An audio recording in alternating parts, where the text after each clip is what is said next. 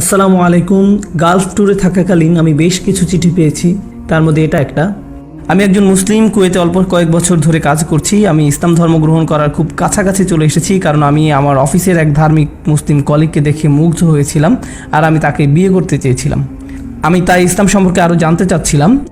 আমি যে মানুষটিকে পছন্দ করেছি তিনি একজন পাকিস্তানি ভাই। তার কালচার আরও ভালোভাবে জানার জন্য আমি একজন মহিলা কলিগের সঙ্গ নিলাম যে এক পাকিস্তানি পরিবারে বিয়ে করেছিল। আমি ইসলাম সম্পর্কে জানার জন্য কোরআন পড়ছি, আর এতে একজন স্ত্রীকে যে অধিকার দেওয়া হয়েছে তা খুবই হৃদয়গ্রাহী এবং সামঞ্জস্যপূর্ণ। কিন্তু যখন আমি আমার মেয়ে বন্ধুটির জীবনের দিকে তাকাই, তাকে এত কিছু করতে হয় তার শ্বশুরবাড়িতে, আর তার স্বামী তাকে জোর করে যেন সে তার শ্বশুর শাশুড়ির সেবা যত্ন করে, আর তার শাশুড়ি তাকে অনেক যন্ত্রণা দিয়ে থাকে। তিনি তাদের স্বামী স্ত্রীর মাঝে ঝগড়া সৃষ্টি করেন। এদিকে তার ননদেরা তাকে সবসময় কাজের মেয়ের মতো খাটায়। তার স্বামী এই ব্যাপারে অনেক কঠোর। আমি এক্ষেত্রে অনেক অবিচার দেখতে পাই। তিনি তাকে ভয় দেখান যে তিনি স্ত্রীকে ছেড়ে চলে যাবেন যদি সে কথা না শুনে, শ্বশুরপক্ষের সকলের ইচ্ছা পূরণ না করে। এটাই যদি ইসলামের আসল রূপ হয়, আমি মুসলিম হওয়ার ব্যাপারে দ্বিধান্বিত। এ ব্যাপারে আপনার উপদেশ কী? আমি আসলে প্রথমবারের মতো এমন প্রশ্নের সম্মুখীন হইনি। আমাকে বেশ কিছু মানুষ জিজ্ঞেস করে একজন নারীর অধিকার সম্পর্কে, বিশেষ করে তার শ্বশুরপক্ষের কাছে তার কী অধিকার আছে সে সম্পর্কে। এটা বেশ জটিল একটা বিষয়, তবে আমি কিছু মূল ধারণা সকলের কাছে উপস্থাপন করতে চাই।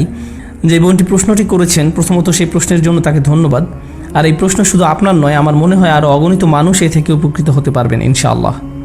প্রথমত, ইসলামে যে কোনো সম্পর্ক কিছু অধিকার ও কর্তব্যের ভিত্তিতে স্থাপিত। একজন পুরুষ হিসাবে আমার স্ত্রীর প্রতি আমার কিছু কর্তব্য রয়েছে, ঠিক যেমন আমার প্রতি তার কিছু দায়িত্ব রয়েছে। আর আমার বাবা মায়ের প্রতি আমার কিছু দায়িত্ব রয়েছে, ঠিক যেমন আমার প্রতি তাদেরও দায়িত্ব আছে। তাদের কাছে আমার কিছু অধিকার আছে। এখন এক্ষেত্রে মূলনীতি হলো, আপনি যে কোনো একটি সম্পর্কের অধিকার আদায় করতে গিয়ে অন্য আরেকটি সম্পর্কের অধিকার ক্ষুণ্ণ করতে পারবেন না। প্রশ্ন হলো, আপনি কিভাবে সব অধিকারের সমন্বয় ঘটাবেন? বিশেষ করে আমরা এখন কথা বলছি একজন স্বামী স্ত্রী ও তার শ্বশুর পক্ষের ব্যাপারে। একজন ছেলে সন্তান হিসাবে আমাকে আমার বাবা মায়ের প্রতি অনুগত হতে হবে, তাদের সম্মান দেখাতে হবে, দয়া দেখাতে হবে। তারা আমার কাছে যাই চায় তা পূরণ করতে হবে, যদি না তারা আমাকে ইসলামের বাইরে কিছু করতে আদেশ দেয় কিংবা আল্লাহকে অমান্য করতে আদেশ দেয়। অন্যদিকে আমার স্ত্রীকেও তাদের প্রতি সম্মান দেখাতে হবে, সাধারণ শিষ্টাচার দেখাতে হবে, কিন্তু তাকে তাদের বাধ্যগত হয়ে চলতে হবে না। আর স্বামী হিসাবে আমি যদি আমার বাবা মায়ের সেবা তার কাছে দাবি করি, তাহলে আমি তার প্রতি অবিচার করছি। স্ত্রীকে তার নিজের বাবা মায়ের প্রতি কর্তব্যশীল হতে হয়। তার তো নিজের অভিভাবক রয়েছে, এরা তার নিজের অভিভাবক নয়, আপনার অভিভাবক। যেটা সত্য কথা, রক্তের বন্ধনে যে সম্পর্ক হয় আর বিয়ের বন্ধনে যে সম্পর্ক হয় তা মোটেই এক নয়। তো স্বামী হিসাবে আপনার স্ত্রীর কাছে আপনার বাবা মায়ের সেবা আশা করা এক ধরনের অবিচার, আর ইসলাম তা সমর্থন করে না। এমন কোনো নীতিও দেয়া হয়নি এ ব্যাপারে। কিছু মানুষ জিজ্ঞেস করে, কিন্তু আপনাকে তো আপনার স্বামীর আনুগত্য করতে হবে, সে যাই বলুক না কেন। এটাও সম্পূর্ণ সত্যি নয়। আমরা কোনো মানুষেরই এতটা বাধ্যগত নই যে সে যাই করতে বলুক না কেন তা করতে হবে।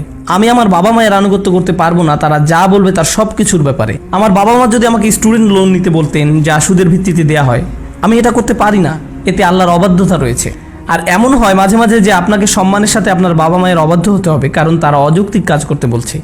এরকমও হতে পারে আপনার বাবা মা আপনাকে বলছেন লোন নিতে, যা সুদের ভিত্তিতে নেওয়া হচ্ছে না, কিন্তু তিনি আপনাকে এমন ব্যবসায় যেতে বলছেন যার ব্যাপারে আপনি নিশ্চিত যে আপনার বেশ ক্ষতি হবে।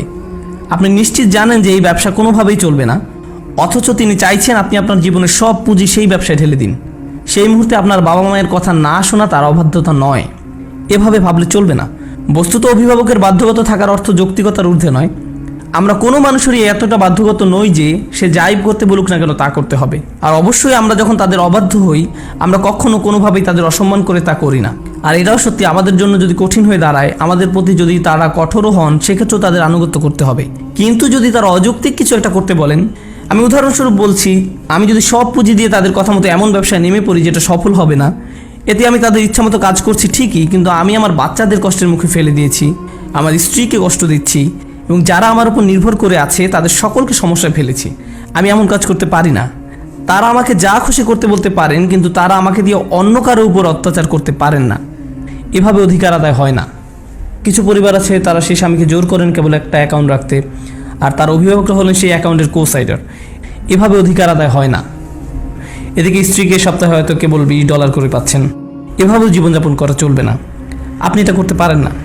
আপনি আপনার স্ত্রীকে বিয়ে করেছেন, আপনি তার ওয়ালি হয়ে তাকে তার বাবার কাছ থেকে নিয়ে এসেছেন। আপনাকে এখন তার প্রতি সেসব কর্তব্য পালন করতে হবে যা তার বাবা তার প্রতি করে এসেছেন।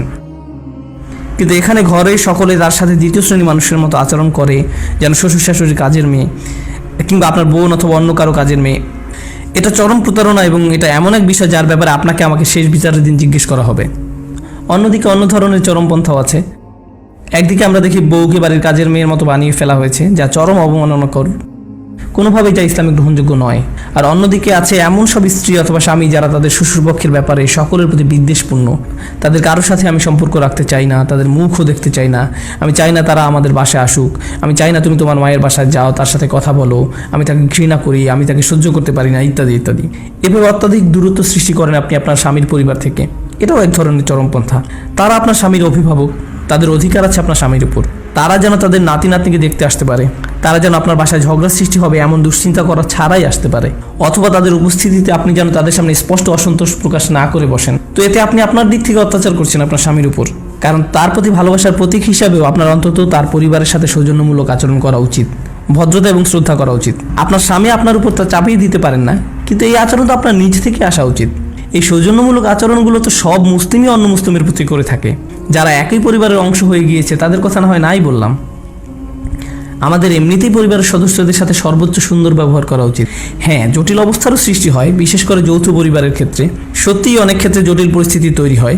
অন্য অনেক কালচারের মধ্যে, বিশেষ করে দেশি কালচারে, আমরা সকলে মিলে এক ছাদের নিচে থাকার গুরুত্ব আরোপ করি। আর পরিবারের খরচপাতি বাবা মা পরিচালনা করেন, আর বউকে এই করতে হবে সেই করতে হবে একজন ভালো স্ত্রী হিসাবে পরিচয় পেতে।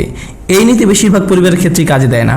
আর যদি কাজে না দেয় বোনেরা, আমি বলছি না আপনারা এক্ষেত্রে বিয়ে ভেঙে ফেলুন, তবে এটা বাস্তবিকই আলোচনার দাবি রাখে, কারণ এই পন্থা ইসলামিক নয়।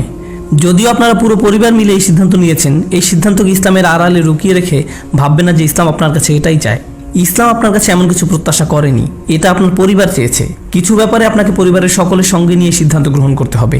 সুম্মা লা তুসআলুনা ইয়াওমাইদিন আনিন নাঈম। তোমরা যেসব নিয়ামত ভোগ করো সেই ব্যাপারে তোমাদের জিজ্ঞাসা করা হবে। আমার স্ত্রী, আমার সন্তান সন্ততি, বাবা মা, এরা সবাই আল্লাহর নিয়ামত যা আমি উপভোগ করি, তাই আমার উচিত তাদের অধিকার আদায় করা। তো আমি প্রার্থনা করছি যেন এই কথাগুলো যেন সব ভ্রান্ত ধারণা কিছুটা হলেও হ্রাস করে, যারা ভাবে যে এটা আসলে ইসলামেরই আদর্শ।